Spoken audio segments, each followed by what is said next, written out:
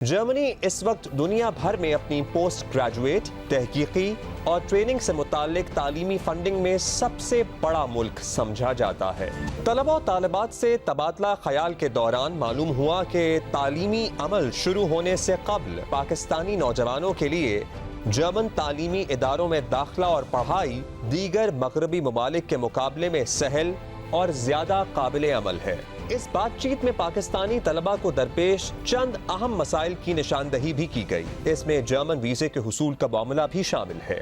پاکستانی طلباء بڑی تعداد میں ہر سال تعلیم کی غرض سے بیرون ملک جاتے ہیں۔ ان میں یقیناً وہ طلباء بھی شامل ہوتے ہیں جو تعلیمی عمل کی تکمیل کے بعد بیرون ملک مستقل سکونت اور شہریت کی تلاش میں ہوتے ہیں۔ ایک تحقیق کے مطابق یورپ کے زیادہ تر ممالک پہ ہائی میرٹ طلباء کو کسی مذہبی، جنسی یا قومیت کی تفریق کے بغیر صرف قابلیت اور کسی خاص شعبے میں مہارت کی بنیاد پر بلا معاوضہ تعلیم کے مواقع دستیاب ہیں۔ لیکن کم ہی لوگ جانتے ہیں کہ ان ممالک کی فہرست میں اس وقت جرمنی سر فہرست ہے۔ جرمنی اس وقت دنیا بھر میں اپنی پوسٹ گریجویٹ تحقیقی اور ٹریننگ سے متعلق تعلیمی فنڈنگ میں سب سے بڑا ملک سمجھا جاتا ہے۔ جرمن حکومت نے ماہر تعلیم سید آبدی کو کچھ عرصہ قبل ایک اعلیٰ سطح کے تعلیمی وفد کے ہمراہ جرمنی کے تعلیمی اور تحقیقی فنڈنگ سے متعلق اداروں کے مشاہداتی دورے پر مدعو کیا۔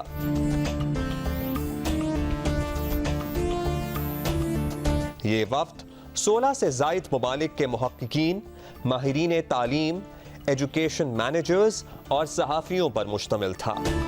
میں اس وقت برلن میں ہوں اور میرے پیچھے جو آپ بلڈنگ دیکھ رہے ہیں وہ یونیورسٹی آف اودے کا برلن ہے، جو ان ایریاز میں اگر آپ آرٹ سے اور آرٹسٹ بننا چاہتے ہیں، آپ کلچر کی طرف دیکھنا چاہتے ہیں، تو دس از the university which is known in this area in the world۔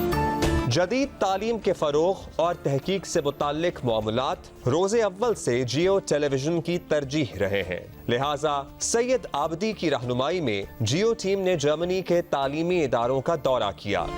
German تعلیمی اداروں میں زیر تعلیم پاکستانی طلباء، اسکالرز اور اساتذہ سے براہ راست گفتگو اور جرمن یونیورسٹیز میں داخلوں، نصاب، تحقیق اور فنڈنگ سے متعلق بنیادی آگہی کا حصول اس دورے کا مقصد تھا۔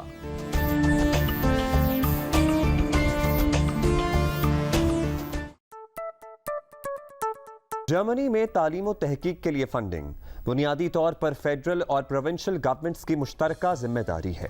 یہاں پبلک فنڈنگ کے لیے 1000 سے زائد ادارے سرگرم ہیں، جن کی معاونت سے لاکھوں کی تعداد میں ریسرچرز اور اساتذہ ہمہ وقت مصروف عمل ہیں۔ خاص بات یہ ہے کہ جرمن تعلیمی اداروں کا 150 سے زائد ممالک میں قائم اعلیٰ درجے کے 5000 سے زائد تحقیقی اداروں سے الحاق ہے۔ طلباء و طالبات سے تبادلہ خیال کے دوران معلوم ہوا کہ تعلیمی عمل شروع ہونے سے قبل پاکستان ہی میں جرمن زبان سیکھ لینا بہت سی آسانیوں کا سبب بن سکتا ہے۔ برلن کی ٹاپ رینکڈ یونیورسٹی ہے فرائر یونیورسٹی، یعنی وہ یونیورسٹی جس میں لوگوں کو فریڈم حاصل ہے اپنے انٹلیکچول ایکسپریشنز کے ساتھ پڑھنے کا، اپنی انٹلیکچول ایبلٹیز کو ایکسپلور کریں اور اس کو استعمال کریں۔ اور میرے ساتھ پاکستان کے ایک بڑے ہونہار طالب علم موجود ہیں جو یہاں پر زیر تعلیم ہیں۔ آئیے ان سے جانتے ہیں یہ یہاں کیا کر رہے ہیں، کب آئے اور ان کے لیے جرمن کی ایجوکیشن کا کیا تاثرات ہیں ان کے۔ سر جرمنی میں ایسے تو آپ دیکھیں کہ ان کا کام بہت سوئفٹ ہے تھرو ایجوکیشن سسٹم، لیکن سب سے زیادہ چیز جو آپ کو بیریئر کے طور پہ محسوس ہوتی ہے وہ جرمن لینگویج ہے۔ تو میں تو پاکستان سے جرمن لینگویج آتسوائے کر کے آیا تھا اور یہاں پہ آ کے میں نے بے آئنز میں ایڈمیشن لے لیا تھا تاکہ میں اپنے آپ کو بہتر یہاں پہ ایڈجسٹ کر سکوں۔ تو میں تو یہی کہوں گا باقی سب اسٹوڈنٹس کو بھی کہ وہ جرمن لینگویج کو ضرور سیکھ کے آئیں وہاں سے۔ اور برلن از اے کیپٹل، تو ایز سچ یہاں پہ مسئلہ نہیں ہے، لیکن اگر آپ چھوٹے سٹیز میں جاتے ہیں تو sir there will be a lot of difference in terms of language, تو آپ کو لینگویج سیکھنی چاہیے۔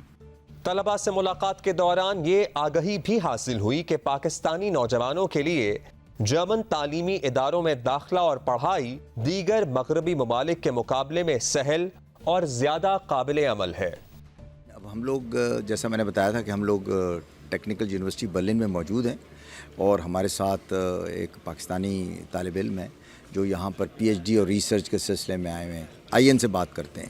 ایجوکیشن کا سسٹم یہاں پہ بہت زیادہ اچھا ہے، مطلب ایز کمپیئر ٹو اگر ہم ڈیولپنگ کنٹریز کی بات کریں، یہاں پہ مطلب ایجوکیشن سارا فری سسٹم ہے، اسٹیٹ گورن کر رہا ہے، اسٹوڈنٹ کو بہت سارے فیسیلیٹیز دے رہے ہیں.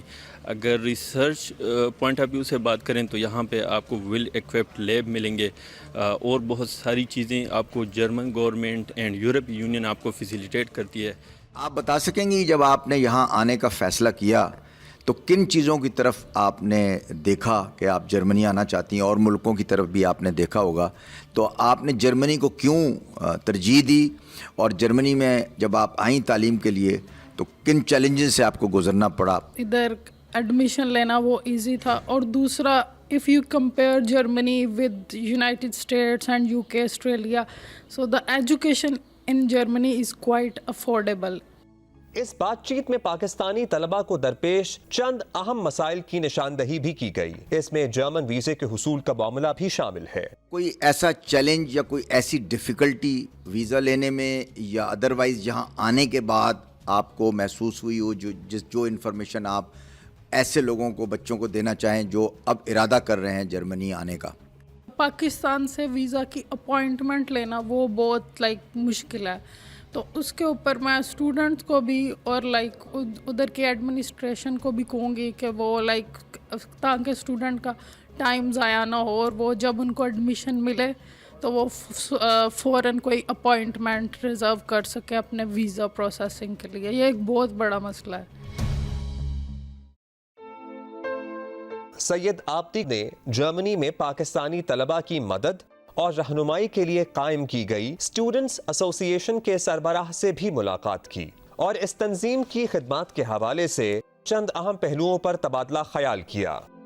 میرے ساتھ آج ہیں پاکستانی طالب علم جو کہ خود یہاں پر اپنی تعلیم مکمل کر چکے ہیں، لیکن اس کے ساتھ ساتھ یہ پاکستان اسٹوڈنٹ ایسوسی ایشن کے پریزیڈنٹ بھی ہیں. میرا نام ولید اکبر ہے اور میں پاکستان آزاد کشمیر سے ہوں. میں پاکستان اسٹوڈنٹ ایسوسی ایشن بورڈ کا پریزیڈنٹ ہوں، اور بیسیکلی ہمارے ساتھ 37 ڈفرینٹ جو سٹیز ہیں اس کے چیپٹرز ہمارے ساتھ کام کرتے ہیں پورے جرمنی میں سے. اور جو ایک بیسک پی ایس اے ہے اس کا کام یہ ہوتا ہے پاکستان اسٹوڈنٹ ایسوسی ایشن کا کہ کوئی بھی نیا اسٹوڈنٹ اگر آتا ہے تو ان کو ہم لوگ گائیڈ لائنس دیتے ہیں. جرمن اداروں میں زیر تعلیم پاکستانی طلبہ یہاں نصاب اور تحقیق کے معیار سے کافی مطمئن ہیں. اس سلسلے میں یہاں تحقیقی عمل میں شامل پاکستانی اسکالر ڈاکٹر عبداللہ ریاض نے سید آبدی کو آگاہ کیا. پاکستانی ہمارے ریسرچر ہیں یہاں پر ڈاکٹر عبداللہ ریاض، جو آپ ریسرچ کر رہے ہیں اس کے بارے میں کیا کہیں گے آپ؟ اگر کمپیئر کریں ہم پاکستان میں جرمن ریسرچ کی تو ریلیٹیولی اس میں کافی ڈفرینس ہے، کیونکہ یہاں پہ زیادہ تر پریکٹیکل اورینٹیڈ ریسرچ ہوتی ہے. اسپیشلی یہاں پہ جو لیونگ ایکسپینسز ہے اسٹوڈنٹس کے لیے وہ ریلیٹیولی کم ہے، کیونکہ یہاں پہ وہ فیسز جو ہے ان کو پے نہیں کرنی پڑتی، اور کچھ نہ کچھ سپورٹ بھی مل جاتی ہے سپروائزر سے. جو اسٹوڈنٹ جابز ہیں وہ بھی مل جاتی ہیں ایزیلی. تو ایکسپینسز جو ہیں وہ ریلیٹیولی اگر کمپیئر کریں ہم دوسرے کنٹریز سے جس طرح انگلینڈ ہے یا پھر آسٹریلیا ہے. ڈاکٹر عبداللہ ریاض کی زیر نگرانی تحقیقی عمل میں شامل ایک غیر ملکی طالب علم نے بھی اپنے خیالات کا اظہار کیا.